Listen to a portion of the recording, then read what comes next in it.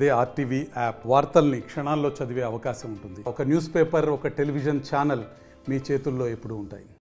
విరుద్ధమైనటువంటి ఈ work board సంబంధించిన చట్టాన్ని కేంద్ర ప్రభుత్వం మందాబలంతో లోక్సభలో పార్లమెంట్ లో ఆమోదించడాన్ని వ్యతిరేకిస్తూ ఇవాళ భారత కమ్యూనిస్టు పార్టీ సిపిఐ ఆధ్వర్యంలో స్థానిక సోమప సర్కిల్లోనూ ధర్నా కార్యక్రమం చేపట్టడం జరుగుతుంది. ప్రధానంగా బీజేపీ అధికారంలోకి వచ్చినప్పటి నుంచి మైనారిటీ వర్గాన్ని టార్గెట్ చేస్తూ వాళ్ళ యొక్క హక్కులను చాలా రాసే పద్ధతులు ఇవాళ కేంద్ర ప్రభుత్వం అవలంబిస్తుందని చెప్పి ఇవాళ మేము భావిస్తున్నాం. అందులో భాగంగానే ప్రధానంగా ఈ వర్క్ బోర్డ్ సంబంధించినటువంటి యొక్క భూములు మొత్తం కూడా బీజేపీ యొక్క చేతుల్లో తీసుకోవడానికి, ఈ భూములు మొత్తం కూడా కార్పొరేట్ యొక్క శక్తులు కట్టబెట్టడానికి ఈ వర్క్ బోర్డ్ చట్టాన్ని ఇవాళ తీసుకురావడం జరిగింది. దీన్ని వ్యతిరేకిస్తున్నాం. తక్షణం ఏదైతే ఈ రాజ్యాంగ విరుద్ధంగానటువంటి ఒక వర్క్ బోర్డ్ చట్టాన్ని తక్షణమే రద్దు చేయాలని చెప్పి కూడా ఇవాళ సిపిఐగా డిమాండ్ చేస్తాం.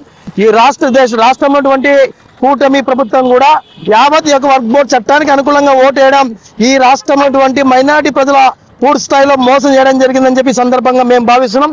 ఏదైతే వర్క్ బోర్డ్ చట్టాన్ని ఇవాళ ఇంప్లిమెంట్ చేయాలని చూస్తున్నారో తక్షణం విరమించుకోవాలని చెప్పి డిమాండ్ చేస్తూ, లేని పక్షంలో భారత కమ్యూనిస్టు పార్టీ సిపిఐ ఆధ్వర్యంలో పెద్ద ఎత్తున పోరాటాలకి నాంది పలుకుతాం.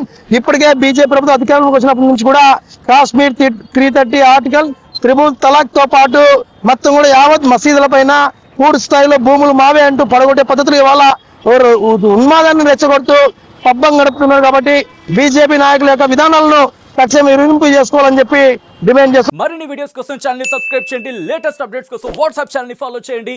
అండ్ లింక్ డిస్క్రిప్షన్ లో ఉంది.